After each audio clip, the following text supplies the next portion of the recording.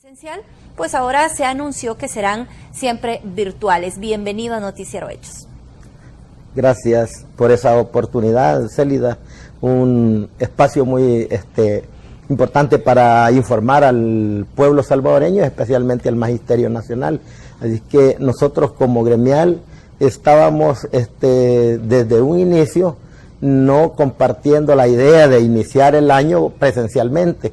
Sin embargo, las decisiones de las autoridades del Ministerio de Educación, del Ministro de Salud y de la Ministra de Educación el día 5 de enero le dieron un giro, tal como el magisterio estábamos pensando, de manera que los niños y las niñas, los jóvenes, no podían iniciar el año escolar presencialmente, debido a que la información que tenemos a nivel internacional, vemos cómo está incrementando el contagio de COVID-19 y que esa nueva ola de contagio viene un poco más agresiva que la primera. Entonces, en ese contexto, pues dijimos que íbamos a pronunciarnos el día de ayer y lo hicimos ahora a través de este medio, a que aprovecho la oportunidad que nos dan para que el magisterio esté obviamente en contacto con nosotros y decirles pues que vamos a continuar con el proceso de educación virtual, es decir, el seguimiento y la continuidad educativa que se ha venido dando. Como magisterio estamos comprometidos, ahí hay un compromiso del Magisterio Nacional. Yo quiero aprovechar para felicitar a todos los maestros y maestras del país, porque aún la pandemia el año recién pasado nos encontró desprevenidos, sin ninguna preparación para este tipo de problemas. Sin embargo, salimos adelante. Por eso esas felicitaciones para los maestros y maestras de todo el país. De igual manera, felicitar a los padres y madres de familia, dado que en Andes 21 de junio tenemos un movimiento que se llama Movimiento Pedagógico Salvadoreño, donde aglutinamos a los padres de familia, a los estudiantes, para ver las necesidades educativas y cómo mejorar y hacer propuestas para elaborar políticas públicas educativas. En ese contexto, los padres de familia jugaron un papel muy importante en este proceso y vimos cómo ellos realmente, yo les digo, por primera vez en la historia, vimos cómo los padres se preocuparon al estar con sus hijos en la casa, preparando y haciendo tareas y llamando a los maestros. Es decir, fue una experiencia maravillosa, espectacular, la cual consideramos que este año vamos a mejorar las deficiencias que hayan.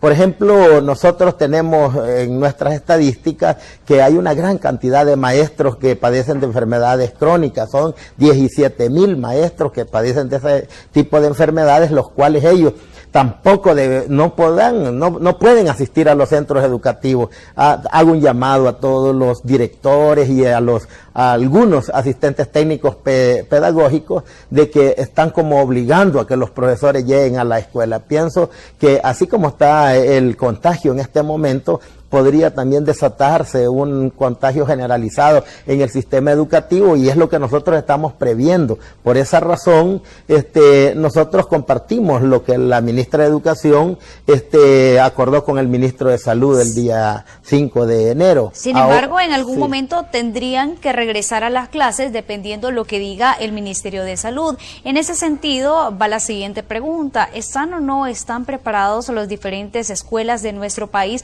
para ese posible retorno que tendríamos que tener más adelante? Y pregunto esto porque el Ministerio de Educación también había habilitado una página en la que cada uno de los centros escolares se había inscrito y tenían que cumplir con ciertos protocolos, y al parecer ya estaba todo listo para ese inicio semipresencial. Claro, es que el Ministerio de Salud tendrá que dar como quien dice, el banderillazo de entrada a la escuela. Sin embargo, las condiciones en que están los más de 5,000 centros educativos que existen en el sistema educativo salvadoreño, se requieren recursos, y en ese contexto hay que ser honestos y decir, no se tienen los recursos financieros necesarios para que en la escuela el proceso de descontaminación o sanitización, que se le llama, para que vayan con mucha seguridad los niños y los maestros al centro educativo. Lo otro es que con los niños cuesta. Los niños de kinder a 6º grado es muy difícil que ellos se van a aguantar mantenerse la mascarilla, para decir algo, el distanciamiento social, a los niños les gusta la diversión, el juego, el deporte, eso es mentira. Entonces sería como un foco de contagio. Nosotros consideramos que no está preparado en este momento el magisterio con los elementos. Sin embargo, yo estaba leyendo la circular número 1 del año 2021 que la ministra hizo público el día de ayer, y realmente allí aparece que ya hay como una calendarización para que los recursos necesarios que necesita la escuela, pues qué bien, nosotros felicitamos ese tipo de acciones y consideramos que cada centro educativo, cada consejo directivo escolar tiene que hacer suyo los recursos necesarios para las medidas.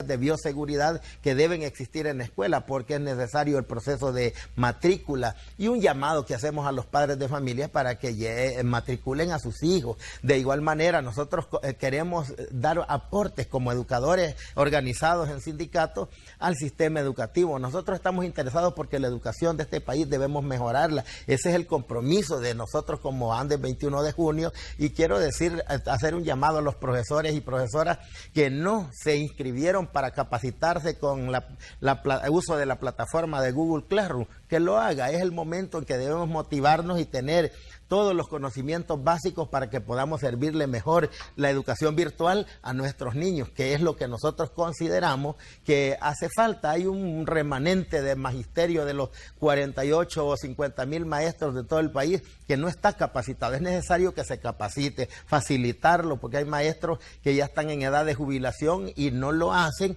porque ellos están esperando que se les mejore la jubilación. Ese es otro tema importante que como Andes lo ponemos a la mesa de discusión, y le pedimos en la conferencia ayer a la señora ministra que instalemos una mesa de diálogo permanente para ir viendo y dándole seguimiento a los problemas serios que tiene el sistema educativo, y de esa manera que la educación se le siente una base y un rumbo que necesitamos darle, no solo el Ministerio de Educación, sino que también los maestros, un compromiso mutuo para que la dirección que lleve el sistema educativo sea para mejorar a nuestros niños y niñas. Eso es como el compromiso de la comunidad educativa, que lo hacemos a través del movimiento pedagógico salvadoreño. Israel, sí. ¿Ustedes tienen registros de cuántos maestros han fallecido a consecuencia del COVID-19? Y me gustaría que nos explique un poco también sobre las razones y qué es lo que ha ocurrido con los niveles de contagio, considerando que el sistema educativo fue uno de los primeros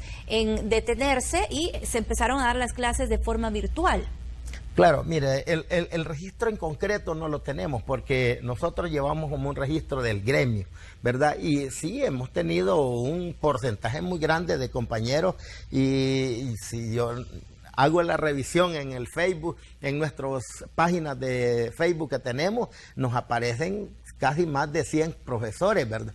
Porque muchos de ellos han muerto no en la estadística bajo COVID-19, sino que fallecieron en el hogar. Y dice allí que por una neumonía atípica, y se le ponen neumonía atípica, en la práctica es COVID-19, que no fue registrado en el Ministerio de Salud. Y de igual manera, los que sí están registrados, el porcentaje es menor, pero tenemos una cantidad de compañeros que han fallecido con neumonía atípica. Entonces, si nosotros sumamos esa cantidad, se nos hacen más de 100.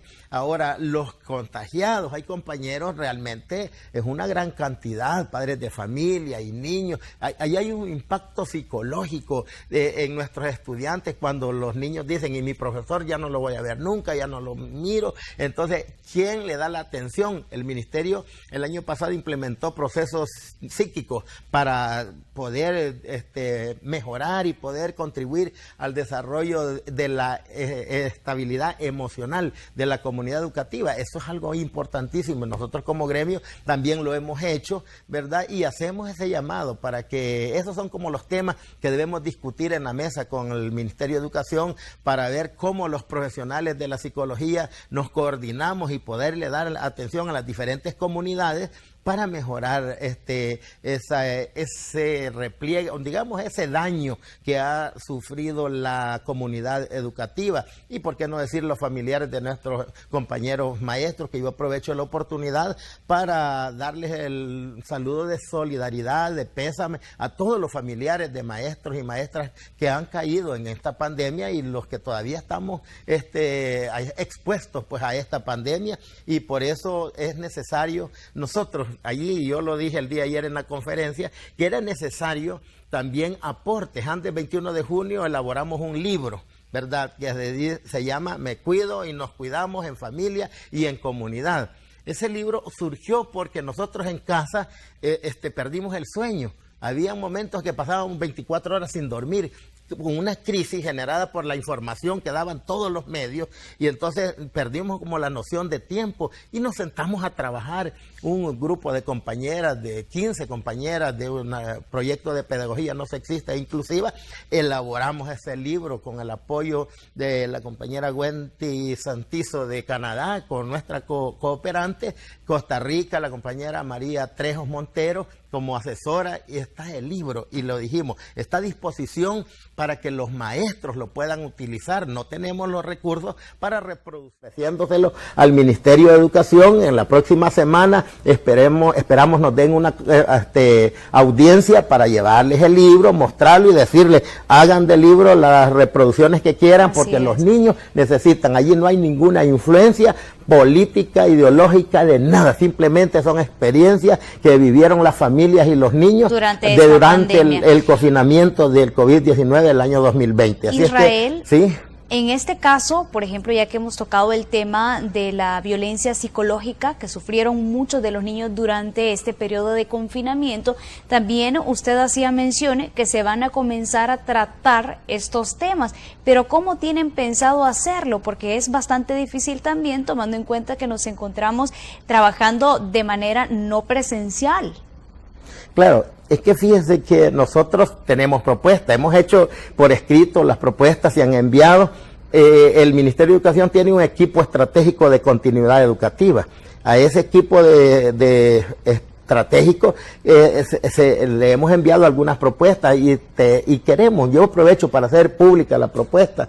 El Ministerio de Educación puede hacer uso de la Radio Nacional, de la televisión Canal 10, ¿verdad? Y poner, por ejemplo, un programa y anunciarlo, ¿verdad? Durante toda la semana, que el sábado a tales horas van a haber 1 hora de exposición del psicólogo tal, para poder ayudar a la familia salvadoreña, y que la obligación de nosotros como maestros va a ser conectarnos a esa hora con la televisión, con la radio o una cadena que ellos pueden hacer de media hora, ¿verdad?, para poder concientizar a la sociedad sobre los efectos psicológicos que la pandemia ha generado, y eso nos va a ayudar para que mejoremos las familias, las comunidades, nuestros niños y nosotros. Es decir, ese tipo de propuestas nosotros las hacemos así propositivas, porque es necesario, si tenemos una comunidad saludable, nosotros como educadores vamos a poder trabajar de la mejor manera con ellos, y eso es lo que estamos queriendo facilitar. Israel, hablando de eso, en los países europeos se habla de volver al confinamiento porque las estadísticas han subido, ya ellos incluso pasaron de una segunda ola hasta se menciona una tercera ola de COVID-19. Acá en el territorio salvadoreño ha sido diferente, desde el principio se tomaron medidas, al menos con la parte educativa, y las clases se han mantenido de forma virtual. Sin embargo, en Europa se habla de las afectaciones emocionales a los niños cuando se produjo el confinamiento, es decir, cuando no pudieron tener las clases de forma presencial. ¿Ustedes han realizado algún tipo de estudio acá en el territorio salvadoreño para conocer un poco cuáles son esas afectaciones emocionales a los niños por no tener las clases de forma presencial? Claro que sí, Célida. Fíjese que antes del 21 de junio es parte de la Internacional de la Educación para América Latina, IEAL. Yo soy miembro del Comité Regional de la Internacional de la Educación en América Latina, y en una reunión virtual acordamos hacer un estudio regional, y en el estudio regional, ¿verdad? Nos responsabilizamos cada sindicato en cada país hacer un sondeo. Nosotros hicimos un sondeo, no quiero decir que fue grande, pero consultamos a 750 profesores a nivel nacional por la vía virtual. Y esa consulta que nosotros hicimos en El Salvador se envió de inmediato a una red de estrado que se llama en América Latina, con sede en Belo Horizonte, Brasil, con la Universidad, ¿verdad?, de Belo Horizonte, y ellos están haciendo el estudio. Al nomás salir ese estudio, nos van a enviar el documento para ver cuál fue el resultado. Luego tuvimos 2 reuniones en donde cada uno de nosotros explicó cuál fue la situación, cómo vivimos el confinamiento, los niños, las niñas, los padres de familia, los maestros, porque el confinamiento genera otro tipo de problemas. Ya decía la compañera por ejemplo, la violencia familiar, intrafamiliar, es decir, como que estar en el confinamiento genera problemas cuando especialmente nuestra base popular, la gente de las colonias populares, las casas son muy chiquititas, ¿no? Y estar todos amontonados, eso no genera una condición saludable para la familia, más cuando la familia es ampliada, es grande, tiene más de 5 miembros. Entonces, esa situación la recogimos en el estudio, esperamos al nomás tener ese estudio, nosotros lo vamos a hacer público, vamos a llamar a los medios y lo vamos a compartir, porque creo que el sindicato, nosotros estamos en la lógica de ser el sindicato del siglo XXI, sindicato del nuevo momento, no ya dejar aquellos, las experiencias del pasado, donde era el garrote, la piedra, la llanta, quemar, encadenar, encerrar. No, ese tipo de acciones las hicimos en el pasado porque las condiciones lo ameritaron. Hoy estamos en otros momentos, pero eso no significa que no podríamos regresar nosotros a ese tipo de acciones. Pero la actitud de Andes 21 de junio es un sindicato propositivo, un sindicato que primero la propuesta y después la protesta. Eso nos va a garantizar que crezcamos y que nosotros apoyemos independientemente quién gobierne, sino que lo importante es mejorar la educación para servirle mejor a nuestros niños y niñas. Esa es la actitud de nuestro sindicato hoy, y estamos en la lógica de poderle servir a toda la comunidad educativa. Me gustaría que pudiéramos compartir, si ustedes tienen algunas estadísticas de la deserción escolar que nos dejó este año 2020, y sabemos que todavía está ese proceso de inscripción de los estudiantes aún latente en nuestro país, y se tiene previsto para el 11 de enero conocer hasta cierto punto también qué tanto ven ustedes la cantidad de estudiantes que se están inscribiendo. 2 puntos importantes en este momento. Claro, nosotros lo haríamos. Fíjense que tenemos conexión con las 14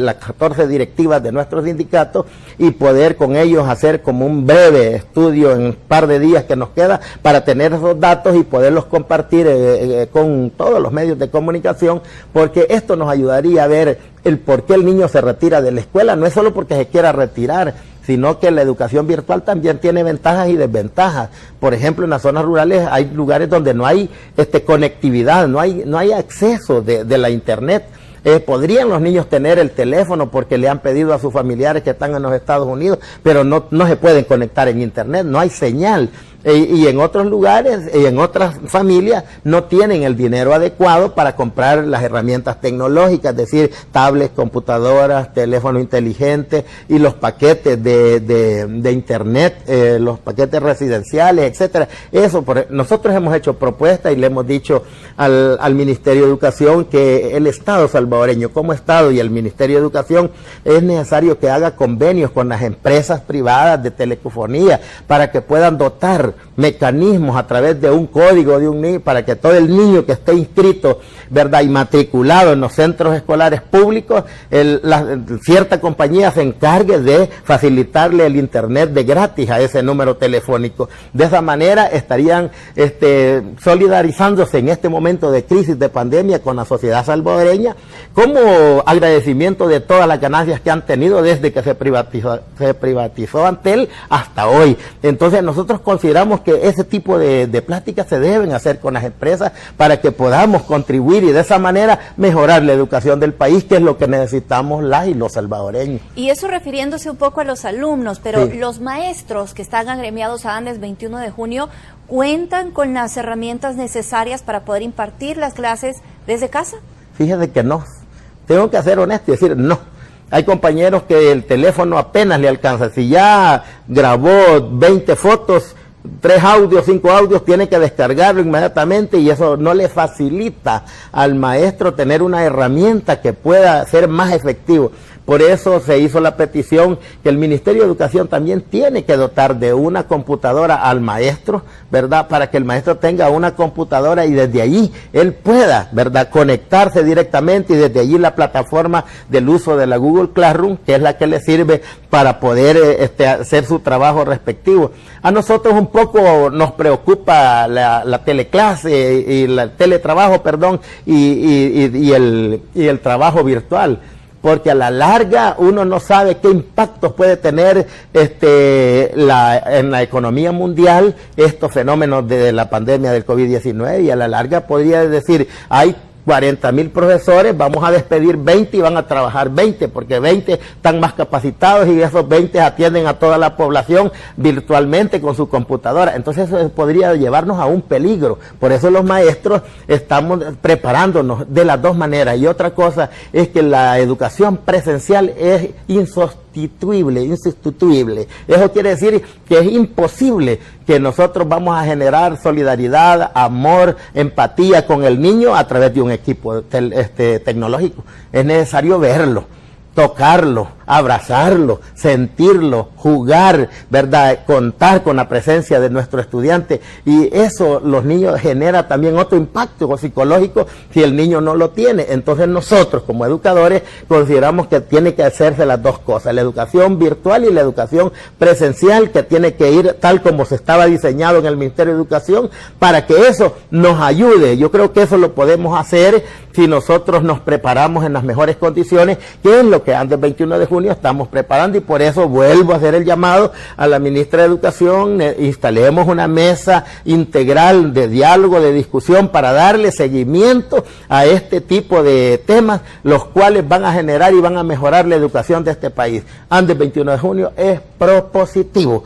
porque eso es lo que nosotros queremos, mejorar la educación de este país. ¿Y han encontrado ustedes apertura de parte de las autoridades del Ministerio de Educación hasta este momento? Claro, fíjense que el año pasado recién inició el periodo de la actual ministra. Nosotros le presentamos una propuesta. Hacemos énfasis como en 4 ejes importantes que hay que mejorar, es decir, la capacitación del docente, o sea, la formación docente, el tipo de directores que necesitamos tener en el sistema educativo nacional, y para ello es que nosotros hemos generado condiciones y hemos aperturado el estudio de la licenciatura en Administración Escolar en la Universidad de El Salvador, y hemos aperturado en las 4 facultades, San Miguel, San Salvador, San Vicente y San Miguel, Santa Ana, perdón, para que los maestros que están en servicio puedan el día sábado o domingo ir a estudiar la licenciatura en Administración Escolar, en Matemática, en Lenguaje y en Educación Básica, que son las 4 que estamos dando, porque de esa manera el futuro director de escuela de este sistema educativo tiene que tener en su currículo una licenciatura en Administración Escolar, una licenciatura de Administración de la Educación. Eso le va a permitir a que el director sepa qué va a ir a hacer a la escuela. Pero hoy, como hemos estado, cualquier profesor, hasta un profesor de educación física, sacó buena nota y lo hizo, salió bien, y él es el director y no tiene las experiencias, ¿verdad?, para poder atender al personal, nunca ha tenido buenas relaciones interpersonales y quiere que los maestros con el pito y se le formen, ¿verdad?, y se le haga. Es decir, estamos queriendo implementar lo que nuestra carrera tiene, pues, y administrar un personal es algo muy delicado y se requiere una preparación. Por eso nosotros hemos dicho que con esas licenciaturas nos va a servir para cualificar al magisterio salvadoreño y la educación del país. Usted mencionaba, Israel, que dentro de las estadísticas que manejan hay una gran cantidad de maestros que actualmente están laborando y que padecen de alguna enfermedad crónica. Esto los coloca dentro de un grupo vulnerable ante el COVID-19. ¿Han tenido algún acercamiento con las autoridades sanitarias para ver si estarán dentro de la prioridad para ser vacunados? Claro que sí, nosotros tenemos 2 representantes, un propietario y un suplente en el Consejo Directivo del Instituto Salvadoreño de Bienestar Magisterial, el licenciado Francisco Cruz Martínez y la compañera Gloria de María Roque.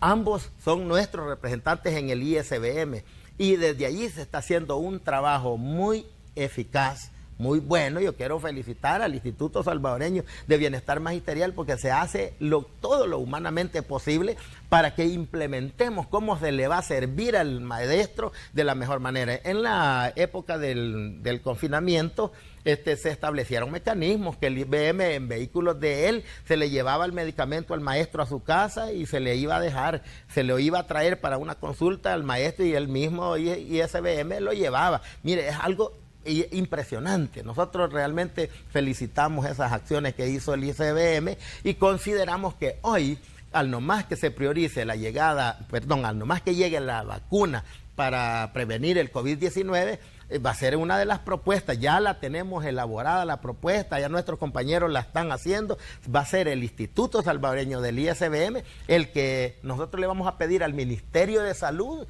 que facilite al ISBM que él atienda a los maestros en el tema de COVID-19, porque de esa manera vamos a estarle dando la atención de salud a los maestros y las maestras, ¿verdad?, en la época de crisis pandémica. Así es, Israel, le agradecemos muchísimo el habernos acompañado y compartido con nosotros su postura acerca de este regreso a clases, pero no de manera semipresencial y de otros temas. Gracias. Bueno, gracias a ustedes por la oportunidad y un saludo para todos los maestros y maestras del Salvador. Gracias, feliz tarde para usted. Vamos a